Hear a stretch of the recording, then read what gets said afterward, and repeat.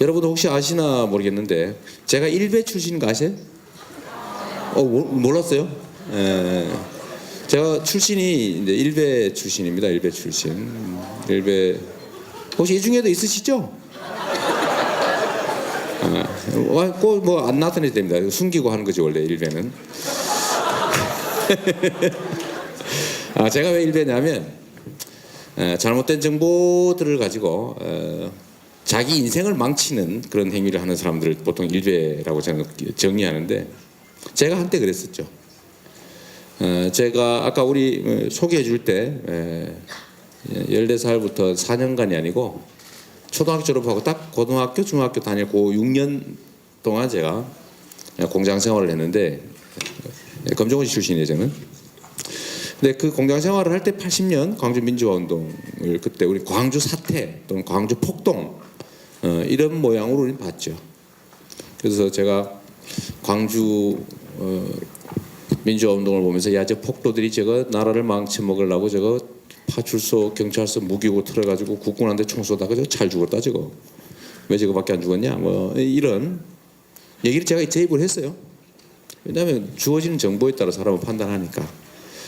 그렇게 그 적대심을 가지고 제가 대학을 갔는데 대학을 갔더니 웬 그 꼬재재한 그 시커먼 옷 입은 학생 같은 사람이 뭐 나무에 막 기어 올라가가지고 유인물 뿌리고 또 도서관 이런 데 매달려가지고 유인물 뿌리다가 막 잡혀가고 그러는데 그 사람들이 배포하는 유인물을 보니까 뭐 광주에서 무슨 뭐 군인들이 사람을 갖다 막 죽여가지고 뭐 어쩌고 이렇게 써놨길래 제가 처음에 그걸 보고는 야 그렇구나 확실히 학교에 빨갱이가 많다더니 진짜 많긴 많네. 에? 이런 거짓말을 저놈들 빨리 가서 그냥 좀 많이 살아야 되겠다 뭐 이런 생각하고 있었는데 그게 한 번, 두 번, 세 번, 네 번 지나고 나니까 그 진실을 알게 된 거죠. 처음에는 의심해 설마 두 번째는 그런가? 세 번째는 이게 내가 잘못 알았나 봐. 네 번, 다섯 번 반복되고 나니까 아이고 이 속았구나 이거. 이 속아서 내 입으로 그 억울한 피해자들을 내 입으로 험하게 비난했던 내 입을 이렇게 때려주고 싶더라고요. 그 정도가 아니라 수치스럽고 한스럽고 억울하고 내가 몇 년 동안 그 가해자들에게 놀아나가지고 그 억울한 피해자들한테 똑같이 가해를 하고 있었잖아요 제가. 사람이라는 게 얼마나 이게 약한 존재인가 그때 알았죠. 사람이 이게 지가 똑똑한 것 같지만 입력되는 정보에 따라 전혀 다른 사람이 될 수 있거든요. 참 제가 많은 걸 깨우치게 됐는데 그 일 때문에 저는 이제 인생을 바꿨죠. 인생을 바꿔서 제가 공장을 다니면서 겪었던 그 아픔. 저는 장애인입니다. 보기 멀쩡하죠? 멀쩡하죠? 근데 거의 한 반 정도로 망가졌어요. 코도 냄새를 잘 못 맡고 후각 상실, 귀도 잘 안 들려요. 아주 어릴 때부터 공장을 다니면서 소음에 노출이 하도 많이 돼서 팔도 이렇게 휘었죠. 프레스에 눌려가지고 성장판 손상으로 비틀어졌어요. 이러면서도 단 한 푼의 보상도 못 받고 살았는데 이거 저는 당연한 줄 알았다. 대학을 다니면서 소위 의식화 세상을 좀 알게 되고 내가 왜 이렇게 바보 짓을 하고 살았던가 라고 하면서 세상을 완전히 반대쪽에서 보기 시작한 거예요. 그래서 내 인생이 바뀌었죠. 그래서 결국은 지금 보이는 이 모양으로 살게 된 거죠. 사법시험 합격한 다음에 뭐 판검사 이런 거보다는 인권 변호사로 시민운동가로 뭐 가끔씩 감옥도 좀 가고 가끔씩 수배도 좀 되고 전과도 많이 생기고 이렇게 살았는데 제가 최근에 이제 성남시장을 하면서 결국 나름의 성과를 인정받아서 소위 대선 후보로 불려 나와서 이제 여러분 앞에 이렇게 서 있습니다만 제가 이걸 보면서 느끼는 게 있어요. 이 지배자들이 어떻게 다수의 국민들 소위 대상자들 그들이 볼 때는 피지배자들이죠. 우리가 볼 때는 이 나라의 주인들인데 어떻게 지배하는가를 알게 됐습니다. 정보 왜곡을 통해서 지배하는 거죠. 스스로를 올가매는 거예요. 우리나라가 지금 왜 이런 어려운 지경에 처했을까? 청년들은 왜 이렇게 어려워졌을까? 사람들은 왜 이렇게 기회를 잃고 절망해 버렸을까? 왜 우리는 갈 곳이 없을까? 80년대 저는 82학번인데 이 82학번, 80년대 학번들만 해도 웬만한 대학 가서 웬만한 학과를 나오면 웬만한 데 취직해서 뭐 평생 큰 걱정 없이 살 수 있었어요. 그런데 그 후로 이 사회가 발전을 했는데 세상이 좋아졌는데 왜 여러분은 갈 곳이 없습니까? 아니 세상이 발전을 했는데 왜 더 나빠졌어요? 이유가 뭐냐? 이건 이미 답은 나와 있죠. 우리가 가지고 있는 많은 기회, 자원 이런 것들이 특정 소수한테 너무 많이 몰려서 그런 거예요. 독점화돼서 그런 거죠. 불평등이 원인인 겁니다. 바로. 우리 사회가 가지고 있는 기회의 총량이 줄어든 것이 아니라 그건 끊임없이 늘어나는데 많은 압도적 다수가 그 기회를 잃어버리고 미래가 사라지고 결혼도 하기 싫고 애도 낳기 싫고 그래서 세계 최저의 출산율을 자랑해서 한 300~400년 후면 멸종할 그런 민족이 된 이유는 기회 불공평, 편중 때문이죠. 그런데 이 기회와 자원을 편중되게 가지고 있는 이 소수가 어떻게 이 다수에게 피해를 끼치는 이 제도, 이 현실을 그대로 유지할 수 있을까? 그것도 1인 1표의 민주주의 국가에서 어떻게 가능해요? 우리 맨날 억울하다고 하면서 못 고치잖아요. 이번에 한번 고쳐봤죠. 박근혜 한번 내쫓아봤잖아요. 그죠? 여러분 고생하셨어요. 진짜 큰일 했습니다. 네? 감사합니다. 이렇게 결정적인 순간에 폭발적인 에너지로 그야말로 혁명을 일으키기도 하지만 뭐 평소에 대체적인 경우에는 자기 삶을 올가매 있는 이 제도들이나 현실을 못 바꿔요. 방법은 딱 한 가지, 제일 좋은 방법. 잘못된 정보로 사람을 속이는 거죠. 제가 재벌 대기업들 증세를 해가지고 440개 기업만 8% 증세하면 1년에 15조 원씩 생긴다. 이거면은 대학생들 완전 반값 등록금 하는데 3조 원밖에 안 든다. 지금 4조 원 정도 쓰고 있으니까 한 3, 4조 원이면 반값 할 수 있고 한 10조 원이면 싹 공짜로 다 할 수 있죠. 남아요. 이 엄청난 예산을 확보하기 위해서 특정 소수의 재벌 대기업들이 돈이 너무 많이 가지고 있으니까 이게 경제 순환이 안 되지 않습니까? 이게 경기 침체의 원인인데 이 증세해야 된다 이렇게 얘기하면 그 증세로 인해서 혜택을 볼 우리 국민 다수는 이재명 보고 저 사람 미쳤다 저거. 저 증세하자 그런다 저거. 반기업가다 이렇게 얘기하죠. 다 그렇게 속아져 있거든요. 세뇌되어 있거든요. 결국은 소수의 특권층들이 다수의 국민들을 통제하는 가장 좋은 방법은 정보의 왜곡입니다. 잘못된 정보를 끊임없이 반복적으로 입력을 하면 사람이 변해요. 그래서 자기 발등을 계속 찍고 있어요. 이렇게. 이럴 때 한번 웃어주는 건데. 네? 그러니까 자기가 자기 발등을 찍는지도 모르고 계속 그 행위를 하는 거죠. 그래서 제가 정말 이 정보란 중요하다. 네. 정확한 정보가 공유되는 게 정말로 중요하다는 생각을 했고 제가 그래서 열심히 SNS하고 우리는 언론이나 이런 데 잘 안 써주니까 나쁜 거나 쓰고 그러죠. 네, 그 결국은 제가 대학을 갔을 때 교정에서 이 한 몇 수십 장의 유인물을 뿌리고 감옥을 1년씩 살았던 그 선배들 때문에 대한민국이 바뀌었죠. 네, 정보는 정말로 중요하다. 소통은 정말로 중요하다 생각합니다. 그래서 제가 오늘 민중 항쟁도 그걸 보면서 내가 저것 때문에 내 인생이 바뀌었지 이런 생각이 들었어요. 자 정리해서 지금 탄핵으로 박근혜 대통령을 내쫓는 역사를 우리가 만들어냈습니다. 위대한 국민들입니다. 촛불로 어떤 사람도 희생되지 않고 사실 희생자가 한 명 있었습니다. 혹시 아세요? 이 촛불 혁명 과정에 누군가가 죽었다는 사실. 정원스님 한 분이 소신공양하셨죠. 부신자살 하셨는데 잘 몰라요. 그게 좀 이유가 있을 겁니다. 너무 과격하게 될 수가 있기 때문에 사실은 좀 덮은 측면이 있죠. 그래서 진짜 소신 공양하시고 가셨어요. 그냥. 또 하필이면 그분이 유언을 나한테 써놔가지고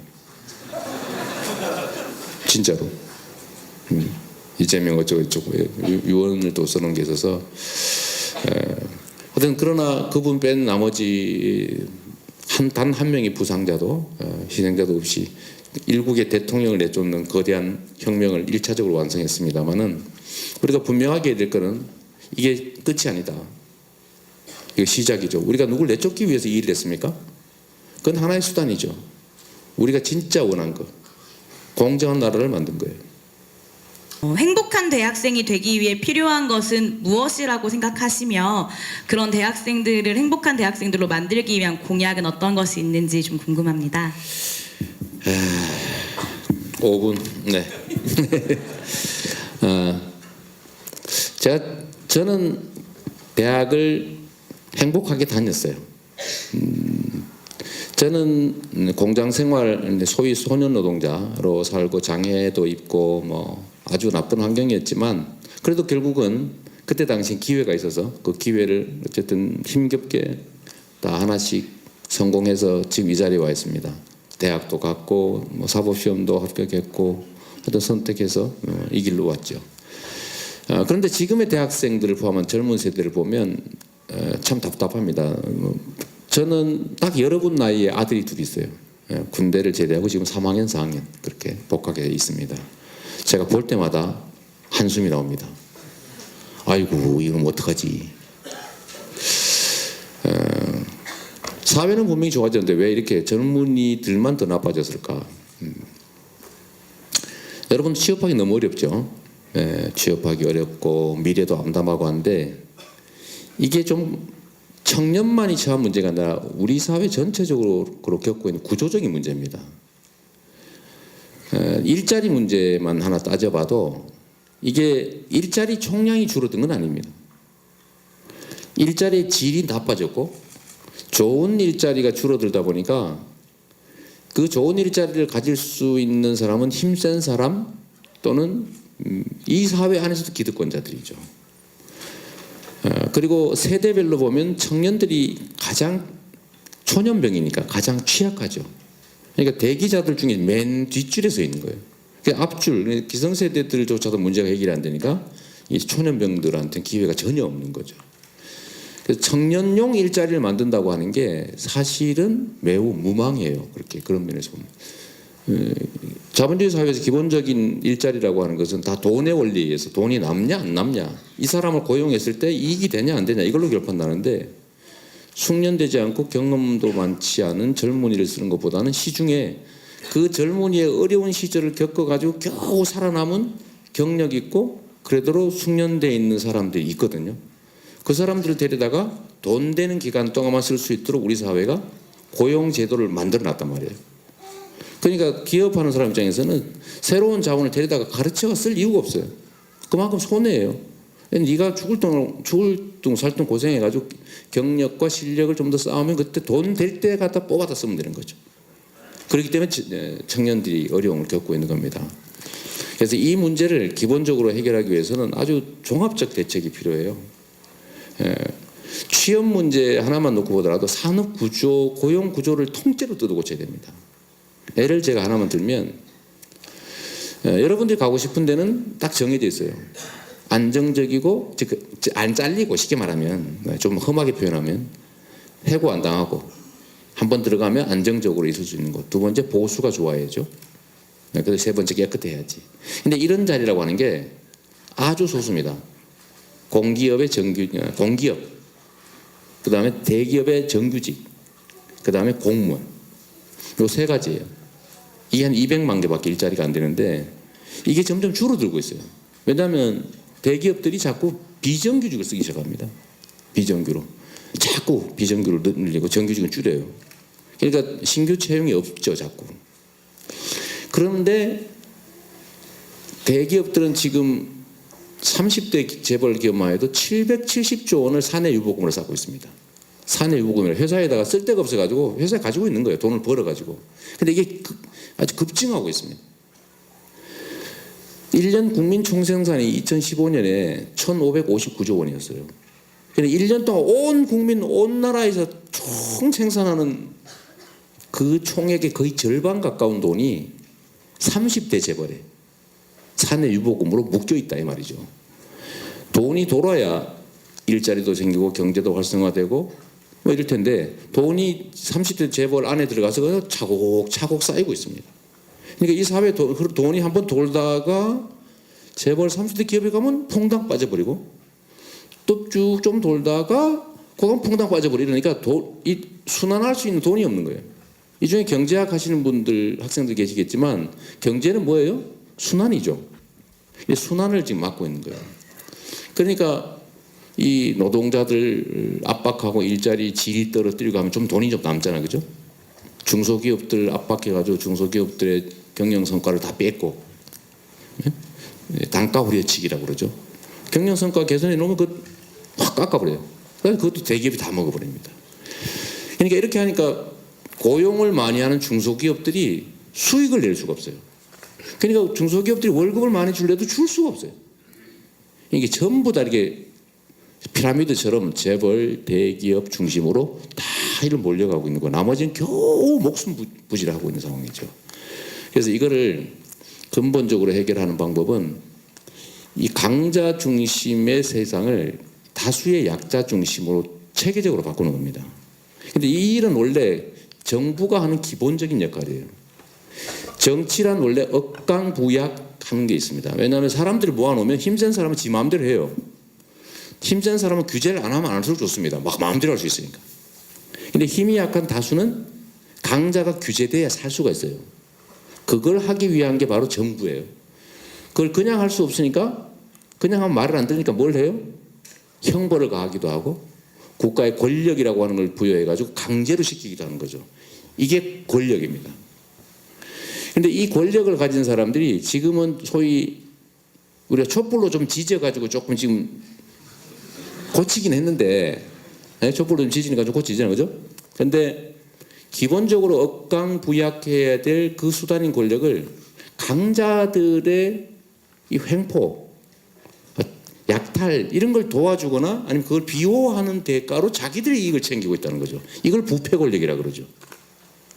그러다 보니까 이 사회가 70년 동안 계속 강자는 더 강하게, 약자는 더 약하게, 약자의 숫자가 점점 늘어난 거죠.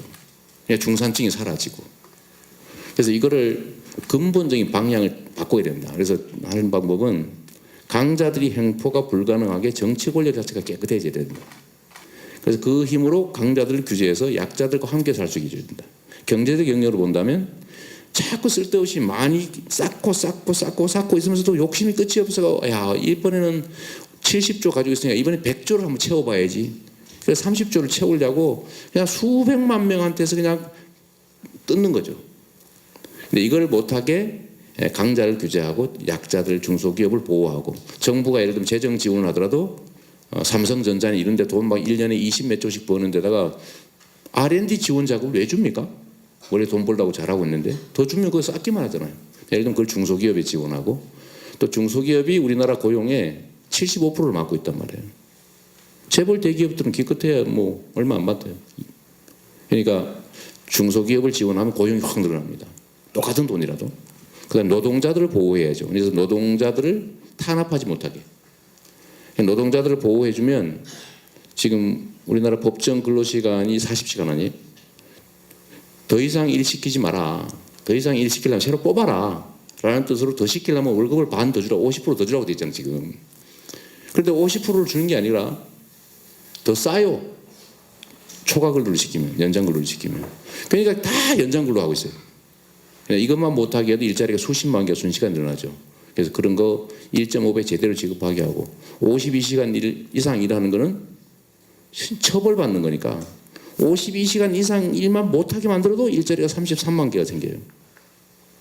52시간 이상 일하면 형사처벌하게 되는데 우리나라는 무려 354만 명이 52시간 이상 일하고 있어요. 그 52시간 이상 일하는 것만 떼가지고 새로 그 52시간까지 일하는 사람을 새로 뽑는데 33만 명이 필요하다고. 우리나라 실업자가 지금 130만이 넘었다고 아우성인데 뭐 100만 명이라고 하기도 하고 3분의 1을 해결할 수가 있습니다. 그 조치 하나만으로도. 근데 이거는 노동자를 보호해야 되거든요. 그래서 노동자를 보호하고 또 한 가지는 국민들의 가처분 소득을 늘려줘야 된다. 지금 내수 경기가 침체돼 가지고 물건을 만들어도 살 사람이 없습니다. 기업도 죽게 생겨서 지금. 그러려면 과도하게 쌓이고 있는 이익을 세금으로 걷어서 국민들에게 이제 가계 소득을 늘려서 경제 순환이 되게 하는 게 경제의 역할이죠. 그래서 이런 경제 활성화와 공평한 세상으로 좀 전환을 하는 것이 첫째고 거기에 예를 들면 대학생 문제들도 일부가 있는 거죠. 청년 문제, 대학생 문제도 그 중에 일부라는 거예요. 예를 들면 고용을 늘린다. 지금은 청년 고용을 늘리기 위해서 뭘 하고 있냐면 청년 실업 대책만으로 2조 원을 쓰고 있는데 2조 원. 동그라미 하면 2조 원이면 얼마예요? 동그라미 몇 개예요? 잘 모르겠죠. 엄청난 돈이지 않습니까? 국가 예산이 400조인데 한 2조 원을 쓴대요. 근데 뭘 하고 있냐면 청년을 고용하면 50만 원씩 더 줘요. 회사에. 그러면 회사가 어떻게 합니까? 이거 2년이 한도인데 2년 동안 청년을 쓰다 잘라버려요. 그래서 새로 또 50만 원 지원받기 위해서 또 써요. 그 2년 지나면 또 잘라. 그러면 이게 청년을 고용하는 정책이에요? 청년의 불안정 고용을 유발하는 정책입니까? 청년의 불안정 고용을 유발하는 정책이죠. 그리고 이게 청년 정책이라고 하는 거예요. 실제로는 제 생각에는 그 50만 원을 청년들 직접 주시면 얼마나 좋습니까? 아니 어차피 정부가 하는 건데. 그러니까 그런데 왜 청년을 직접 안 주고 회사를 줄까? 이게 기본적인 방향이 그렇습니다. 그래서 대학생 청년 정책들도 사실 근본적인 정책 대전환이 필요하다는 거고 제일 중요한 건 역시 고용, 산업, 경제 구조를 통째로 뜯어고친다. 그래서 안정적인 좋은 일자리를 많이 만든다. 좀 뜬금없어 보이는데 저는 이게 4차 산업혁명 시대를 맞춰서 IT 융합 콘텐츠가 어쩌고 해라 가지고 그래서 일자리 100만 개 이거보다 더 낫다고 생각해요. 그리고 제가 하나만 마지막으로 이게 되게 중요한 사실인데요. 인류는 끊임없이 기술 발전을 해왔고 생산력이 늘어나서 직업은 사라져갔어요. 이거 어떻게 적용해 왔을까요? 생산력이 올라가면 필요한 생산을 하는데 드는 시간이 줄어들지 않습니까? 그러면 고용이 줄어들겠죠. 이거를 어떻게 해결해 왔을 것 같아요? 추상적으로 봤을 때 노동시간 단축을 통해서 해결해 왔습니다. 노동시간 단축을 통해서. 그래서 노동시간 단축은 인류 역사의 발전과 궤를 같이 합니다. 끊임없이 노동시간은 줄어들죠. 앞으로도 마찬가지로 노동시간 단축으로 좀 가야 된다. 요즘 화제가 되고 있는 개고기 문제 그리고 동물 복지에 대한 전반적인 이런 생각을 좀 들어보고 싶습니다. 네. 또한 구제역 AI가 이번 겨울에 만연했었는데요. 이런 동물들이 생매장 당하고 이런 끔찍한 일들이 있었는데 현행 방역 위생에 대한 의견과 가지고 계신 생각 그리고 수의극 개설에 대한 의견을 좀 듣고 싶다고 합니다. 이렇게 지금 이러니까 안 올라 그러지. 우선요 우리 성남 출신의 우리 아까 질문하신 분들 계세요? 물어놓고 어디 가버린 모양인데? 네, 약간 줄여서 해야 되겠다 그죠? 성남에는 모란시장이라고 하는 데가 있어요. 아시겠지만 전국의 최대 규모 대한민국 최대 규모의 오일장입니다. 오일장. 개고기 시장 아니요. 오일장인데 한 3만 명, 많게는 10만 명씩 옵니다. 엄청난 대규모의 재래시장, 오일장이에요. 근데 하필이면 그 입구에 딱 입구에 개고기 파는 사람들이 한 10집, 한 22집이에요. 22집. 그게 제일 먼저 눈에 띄는 거예요. 딱 가면. 그래서 제가 메일이 있는데 전 세계에서 별 희한한 이런 글씨도 있구나 라고 생각되는 메일들을 엄청나게 많이 받습니다. 뭐 자꾸 메일 여러분 막 하루에도 수십 개씩 와 있어요. 그것도 제가 공용 메일인데 버릴 수도 없고. 그게 뭐냐면 저는 개고기 좀 못 팔게 해라. 또 일부에는 야 이 야만인 시장아 뭐 이런. 내가 영어를 잘 못하긴 하지만 이상한 말을 못하지만 욕이에요 욕. 전 세계에서 옵니다. 그러니까 성남시 이미지도 안 좋고 또 하필이면 개를 거기다 쭉 가둬놓고 막 거기서 꺼내다가 안에서 잡고 이래요. 보이지는 않지만 그래서 너무 잔인하고 성남시 이미지도 많이 버리고 해서 그렇다고 해서 개고기를 먹는 게 불법도 아니고 잡는 게 불법도 아니어서 규제도 안 됩니다. 아주 여러분 합법, 불법, 비합법 이거 아세요? 불법도 아니고 합법도 아니고 그 법 외에 있는 게 있어요. 비법, 비법지대. 이 개고기가 딱 그겁니다. 이건 가축이 아니기 때문에 도축도 못해요. 도축장도 못 갑니다. 그러니까 개인적으로 잡아요. 개인적으로 잡는 게 불법이 아니에요. 그러니까 법 밖에 방치해 놓은 거죠. 이게 잘못된 거죠 사실은. 그래서 저희가 한 3, 4년 동안 계속 대화하고 노력해서 최근에 그걸 철수하고 있습니다. 그래서 박수 많이 받고 있죠. 야 저걸 없애다니. 박수 쳐주는 거예요. 그래서 지금 이게 가축 시장은 아니고 전통 오일장의 일부를 차지하고 있는데 여러분들이 성남의 모란장 하면 개 시장을 떠올릴 만큼 이게 이미지는 정말 나쁘죠. 그래서 이거를 지금 현재 없애는 중입니다. 일단은 잡지 못하게 개를 이렇게 전시를 못하게 하는 것까지 하고 있고 동물 정책이라고 하면 대개는 또 이게 먹는 우리 가축에 대한 정책하고 반려동물에 대한 정책 또 야생동물에 관한 정책 이번 많잖아요, 그죠? 아마 이분 얘기는 반려동물 정책 얘기인 것 같아요. 반려동물에 대한 정책은 지금까지는 그냥 뭐 재미로 데리고 키우다가 버리는 거 길에다 버리죠, 이렇게. 근데 지금은 많이 바뀌었죠. 우리와 삶을 같이 하는 동반자, 반려자가 아니고 반려동물 이렇게 바뀌어서 이제 이 소위 반려동물에 대한 시각도 바뀌었고 취급도 많이 바뀌었어요. 그러니까 함부로 하다가 이제 큰일 납니다. 이번에 쫓겨나신 이분, 이분이 그 뭘 놔두고 갔잖아. 다른 짐은 다 챙겨갔는데 진돗개 그거 놔두고 간 거예요. 11마리인가 된다며. 새끼를 낳았다고? 처음엔 뭐 좋다고 막 3마리 가지고 막 선전하고 하더니 그걸 버리고 가버린 거예요. 유기견을 만들어버린 거예요. 유기견을. 다행히 청와대에 버렸으니 다행이죠. 그래서 이런 유기동물, 동물에 대한 애정이 없는 거죠. 선전이나 하고 귀찮으니까 버리고 가버린 건데 이 동물보호정책도 여기 이런 우리 국민들의 예를 들면 의식 수준에 맞춰서 많이 바뀌어야죠. 그래서 개고기 먹느냐 마느냐 하는 논쟁까지도 이제 확산될 겁니다. 그래서 동물보호정책은 일단은 유기동물 생기지 않게 이게 물건이 아니다. 생명체다. 우리와 정서적 교감을 나누는 숨쉬는 생명체다. 라고 하는 생각을 해야죠. 그래서 버리는 거 못하게 해야 돼요. 유기동물 안 생기게. 두 번째 유기동물이 생기면 요새는 다 죽이잖아요. 찾아주고 한 열흘 놔뒀다가 아니면 다 죽여요. 안락사시켜요. 그러지 말고 이거를 새로운 주인을 찾아주자. 그래서 아예 유기동물들 입양 제도를 철저하게 좀 만들고 아예 동물은 못 사게 하자. 반려동물 거래를 금지하는 나라가 많습니다. 자꾸 사가지고 가지고 놀다 버리고 이러니까. 그리고 새끼 농장 있잖아요. 막 기계적으로 키워서 팔려고 이거 못하게 하는 그런 것도 좀 필요한 것 같고요.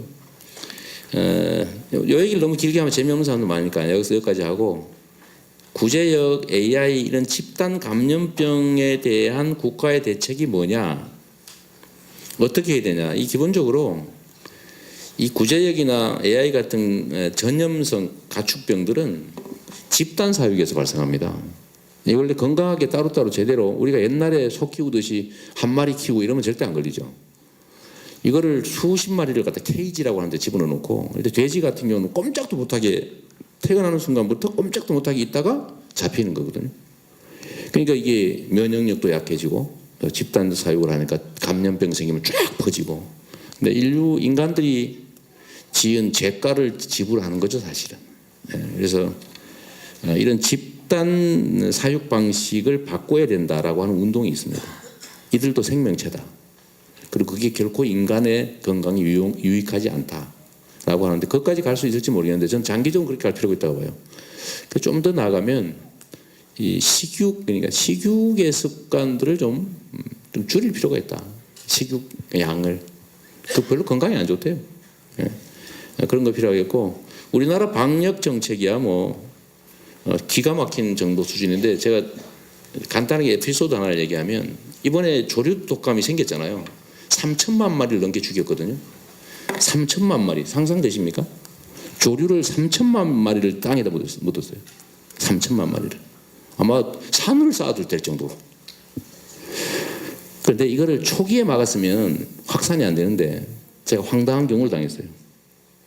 성남시의 모란장이 전국에 닭, 오리 이런 조류들 거래량이 많습니다. 어느 날 공문이 왔어요, 정부에서. 앞으로 다른 종류는 다 거래를 계속 금지하는데 예외로 토종닭은 팔게 해라라는 정부 공문이 왔어요. 그래서 아니 토종닭은 AI 안 옮기냐?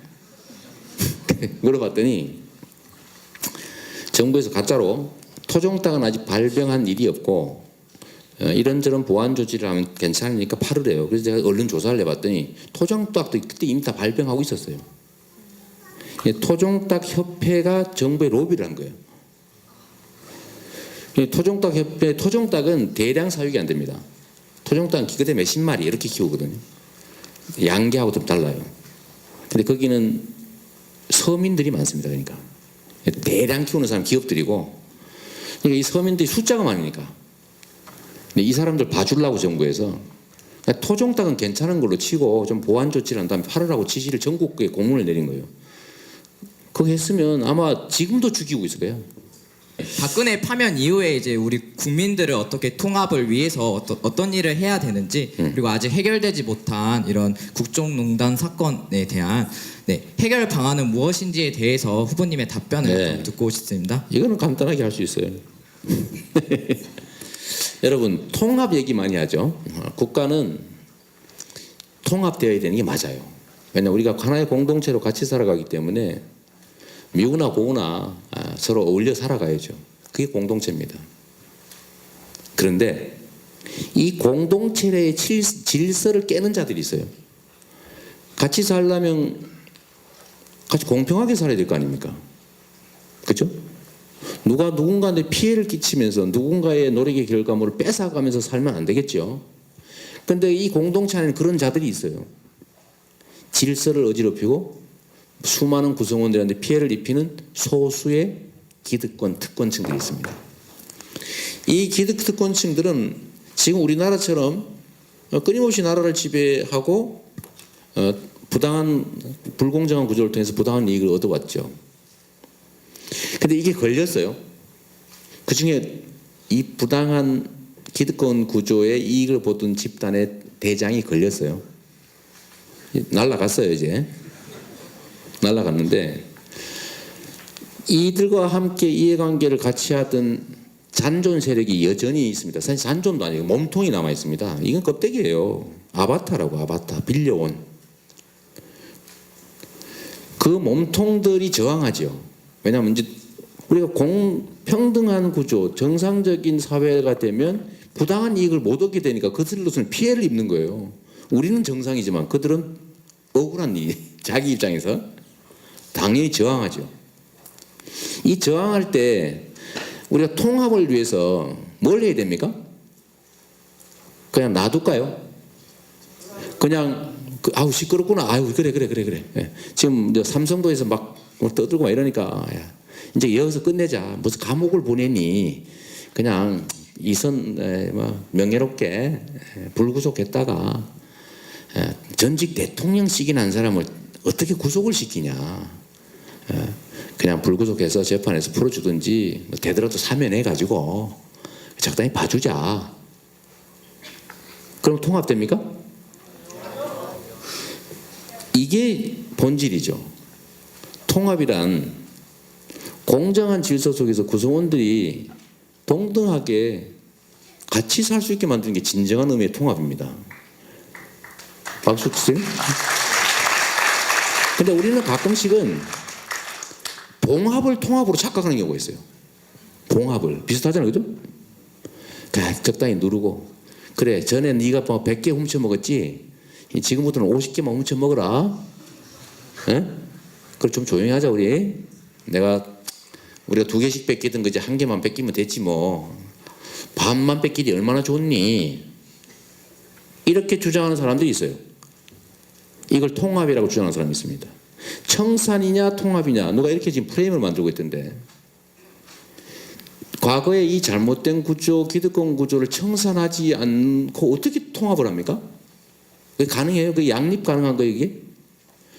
청산을 해야 진짜 통합이 시작된다니까요. 청산을 해야 진짜 통합이 가능해요. 그런데 청산이냐 통합이냐 골라라 라는 얘기 뭐냐면 정리하지 않고 같이 살라고 요구하는 거죠. 이게 이 프레임을 만들어내는 자들이 바로 기득권자들이기 때문에 그렇습니다. 청산이냐 통합이냐 이런 논의를 하는 것 자체가 이미 그 얘기 자체에 봐줘라 라는 얘기가 들어있는 거죠. 다 봐줄 거냐 반만 봐줄 거냐 얘기는. 선택이 왜 그밖에 없습니까? 청산해버려야지. 그러니까 이게 언론이나 정보의 유통에는 실제 이런 아주 무서운 비수들이 숨어 있습니다. 이런 걸 프레임이라고 그러죠. 그냥 툭 던졌는데 선택해야 돼요. 근데 둘 다 나빠. 근데 자세히 들여다보면 합당한 제3의 안이 있는데 그건 숨겨져 있죠. 그래서 우리도 진짜 통합을 하려면 철저하게 청산해야 됩니다. 이 간 사람 이 사람 말고 그 몸통인 소위 새누리당을 포함한 기득권 정치 그룹들. 그리고 진짜 이건 가짜예요. 지금 말한 이것들은 그냥 가짜야. 진짜가 뭡니까? 진짜 이 사회의 특권 기득권자가 누구예요? 재벌이죠. 바로 그거예요. 경제 권력자들. 북한 3대 세습 비난하죠 우리가? 재벌은 왜 3대 세습합니까? 세금도 안 내고? 그건 왜 괜찮아요 여러분? 이건 더 나쁜 거죠. 그런데 그게 가능한, 왜냐하면 자기들이 이 나라를 지배하고 있기 때문이죠. 법도 지배하고 권력도 지배하고 대통령도 지배하고, 대통령을 지배하고 있던 최순실도 지배했죠. 네? 그들이 진짜. 네. 그러면 어떻게 할 거냐? 해결 방안은 이미 정해져 있어요. 답은 다 알고 있어요. 그 답을 실행할 거냐 말 거냐만 남아있죠. 모든 이 사회의 부조리와 불평등과 불공정의 뿌리, 연원, 큰 힘의 원천은 재벌이지만 이 문제를 해결하는 첫 단추, 첫 실마리는 어디냐? 바로 정치 권력이에요. 아까 말씀드렸지만 정치 권력은 억강부약하는 게 원래 기능인데 지금 강자한테 빌붙어가지고 강자들의 횡포와 독점 이걸 지원하고 있잖아요. 그래서 부패한 권력이 됐죠. 이걸 정경유착이라고 부르죠 우리가.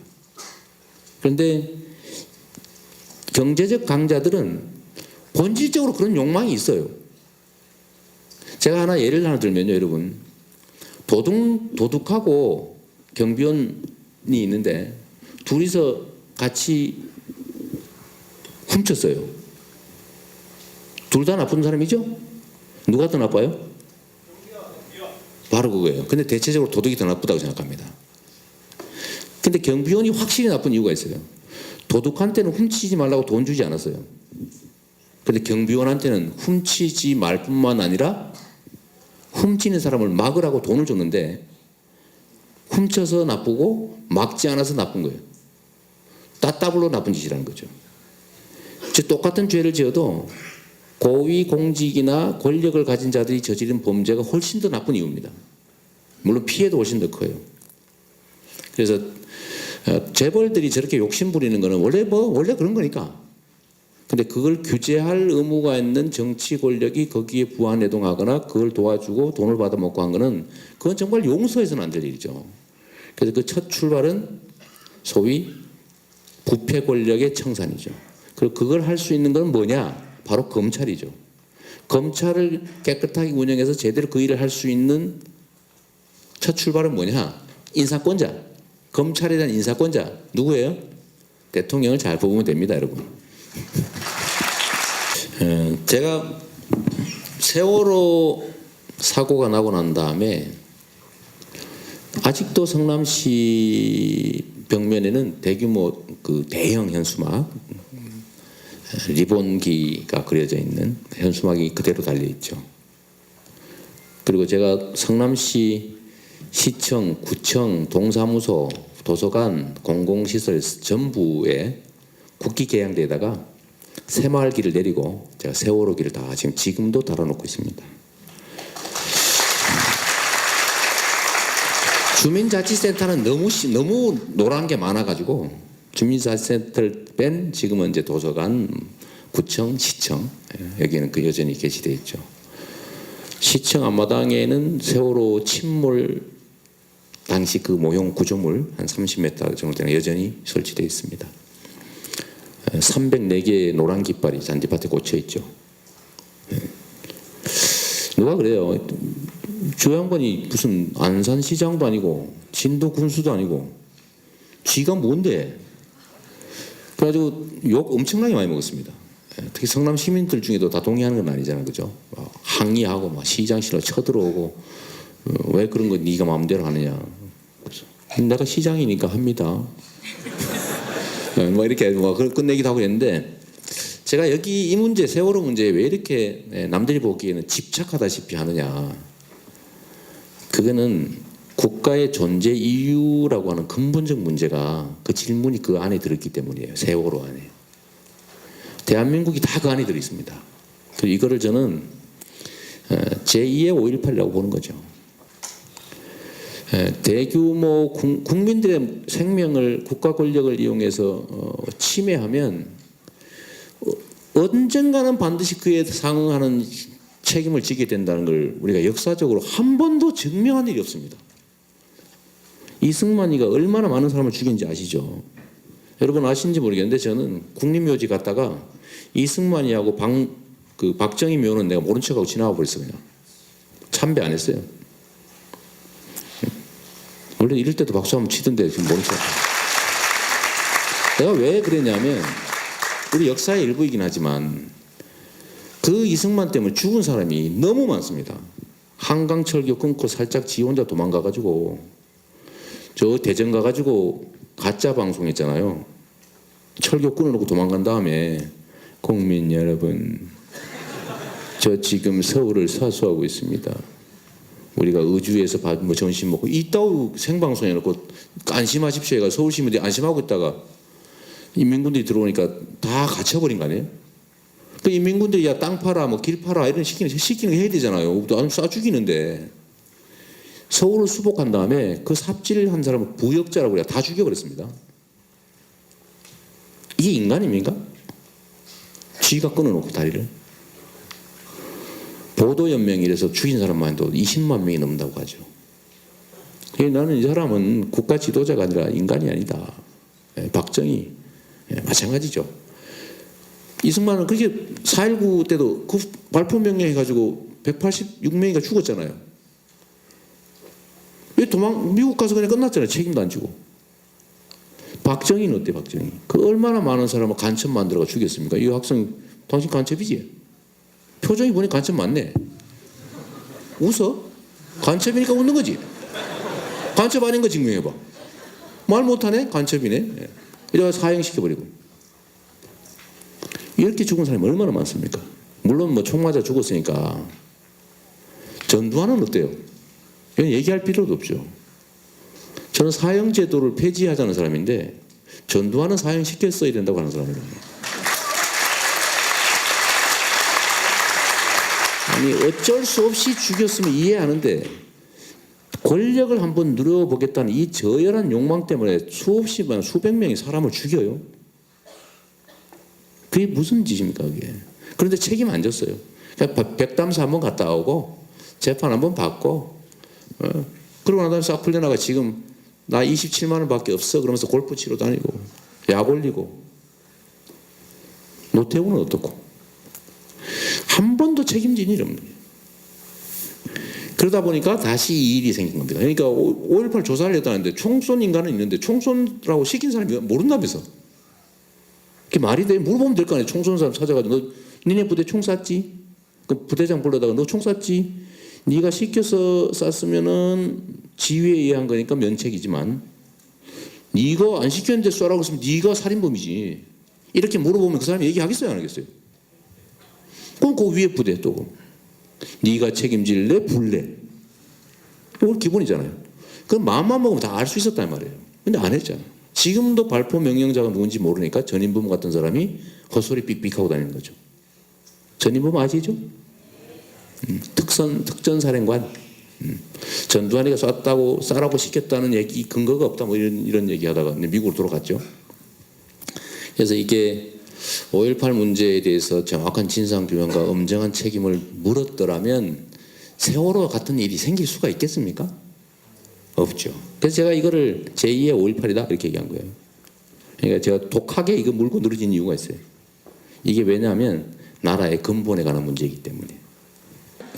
포퓰리스트, 네, 포퓰리스트. 그리고 국민들의 촛불로 만들어진 이 전국에서 그리고 사드 문제를 비롯한 여러 외교 문제의 복잡성 그리고 레드 컴플렉스가 극심한 이 분단 국가의 대선 후보로서 여쭙니다. 통일될까요?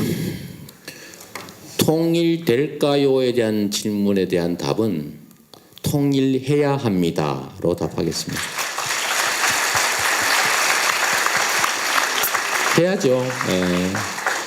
이 나라의 모든 불안의 뿌리는 분단이고 또 이 나라의 소수의 특권 기득권층들이 자기의 권력을 유지하는 가장 강력한 권력 기반이 분단입니다. 통일이 안 되는 제일 큰 이유는 사실은 우리 안에 있어요. 통일이 안 되는 이유는 북한에는 극좌 세력들, 분단이 북한 예를 들면 지배 체제를 유지하는 게 북한 지배 체제에도 지배 집단이 유리합니다.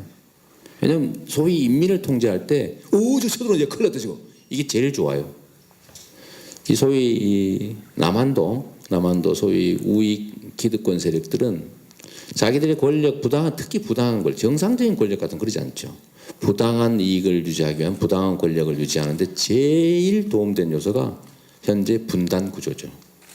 그래서 이 분단으로 이익을 얻는 자들, 그들이 이 나라의 이 남북의 실제로 권력자들이기 때문에 통일이 안 되고 통일될 만한 고춧가루 확 뿌려가지고 심지어 휴전선에 뭐 총 좀 쏴달라고 돈 주고 여러분 이거 모르시죠? 이것도 시간이 좀 지나서 총풍 사건이라고 실제 있었던 사건입니다.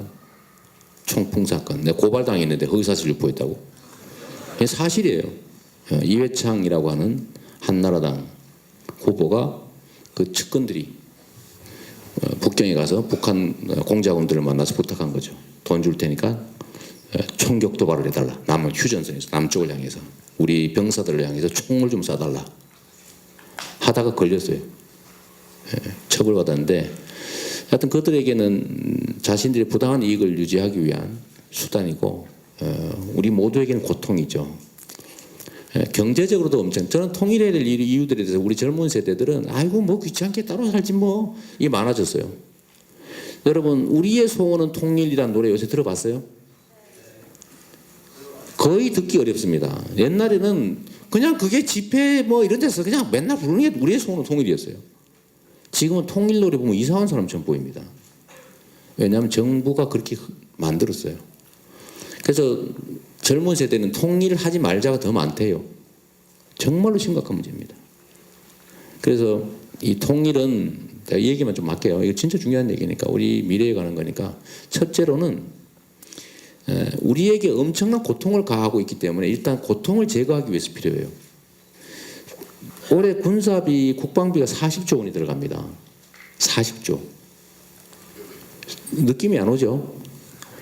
북한의 1년 총생산이 30조입니다.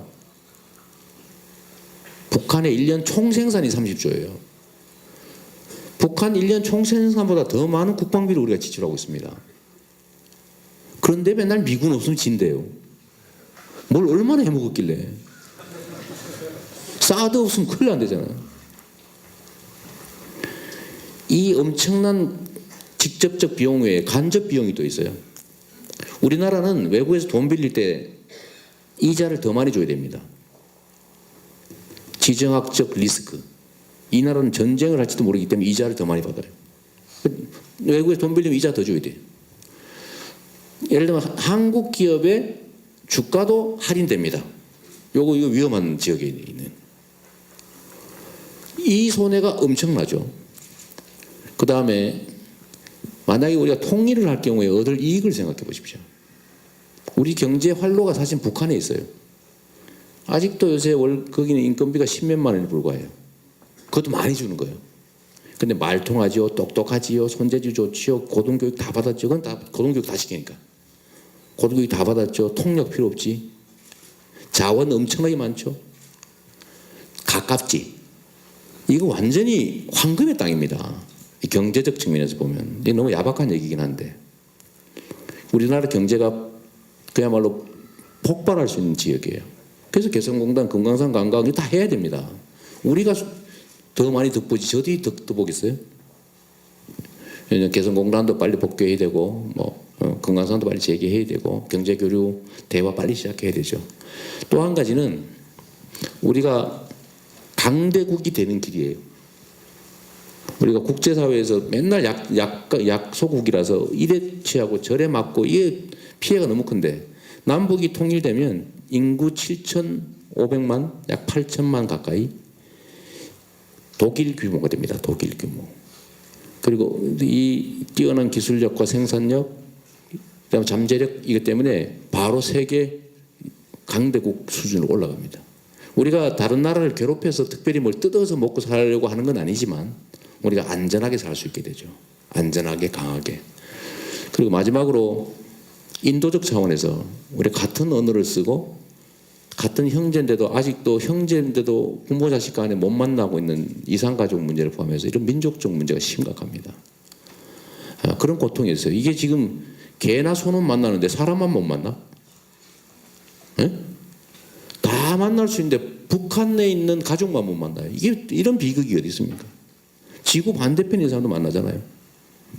그래서 이 문제들 인도적 차원에서도 필요하고 모든 면에서 또 우리가 영구적으로 역사의 눈으로 보면 말이죠. 전쟁 두렵죠. 전쟁이 보통 한 200~300년 만에 한 번씩 뭐 길면 한 500~600만 원에서 엄청난 대규모의 체제 변혁적인 전쟁 혼란이 벌어지는데 이 남북 간에 지금 전쟁이 끝난 지 지금 53년이 끝났으니까요. 이제 60년밖에 안 지났습니다. 지금 전 세계에서 가장 대규모 전쟁이 벌어질 가능성이 가장 압도적으로 높은 데가 바로 이 한반도입니다. 지금 우리는 내성이 생겨 잘 몰라요. 그런데 길게 세계의 눈으로 역사의 눈으로 한반도를 이렇게 들여다보면요. 진짜로 일촉즉발의 화약고입니다. 그것도 세계 최고로 군사력이 밀집돼 있어요. 발칸반도 이건 유도 아닙니다. 그리고 톡 끊으면 터져버리게 돼 있어요. 지금 멀리서 보면. 그러니까 우리가 얼마나 위험한 세상에 살고 있는가. 우리가 겨우 안전하게 한 50년 살았다고 쳐요. 만약에 50년 후에라도 단 한 번이라도 일이 생기면 우리의 자식들은 다 죽습니다. 그래봤자 100년, 130년밖에 안 돼요. 얼마나 위험합니까? 멀리서 역사의 눈으로 보면. 그래서 이 위험을 제거해야 돼요. 통일하는 것이 그 위험을 근본적으로 제거하죠. 통일이 안 되면 지금도 여전히 총을 들고 서로 죽이려고 백몇십만 명이 총을 겨누고 있죠. 근데 여러분, 우리의 삶은 누구도 바꿔주지 않습니다. 우리의 삶, 우리의 미래는 우리 스스로 만들어야 되는 게 맞아요. 가혹하지만 사실이에요. 누구도 저절로 해주지 않습니다. 특히 이 표를 먹고 사는 민주주의, 대의민주주의 사회에서는 이 표가 정말로 중요해요. 저도 보니까 좀 착해 보이죠? 근데 정치인으로 사실은 착하지 않아요. 기본적으로 정치인은 자기 생존이라는 문제가 있어요. 지지를 획득하고 득표해야 돼요. 지지가 더 중요한 게 아니라 득표가 더 중요합니다. 지지 아무리 받아도 득표 못하면 생명이 날아가는 거예요. 정치인으로 생명이 날아가죠. 그래서 뭘 하냐면 투자했을 때 효과가 있는 쪽에 투자합니다. 예산 배분을 해도 또 어떤 쪽이 표가 더 될까를 고려합니다. 미안하지만 꼭 정의론만으로 가지 않아요. 저도 이런데 다른 쪽은 어떻겠어요? 그래서 제가 여러분들한테 여러분들의 삶을 개선하는 방법에 대해서 이거 하나만 말씀드리도록 하겠습니다. 우리는 우리의 미래를 위해서 정말로 많은 투자를 해요. 갈고 닦죠. 영어 공부도 하고 지금 학생처럼 메모도 열심히 하고 아니면 해외 연수도 가고 없는 돈 아껴가지고 정말로 나 자신의 역량을 키우기 위한 노력을 죽으라고 합니다. 그런데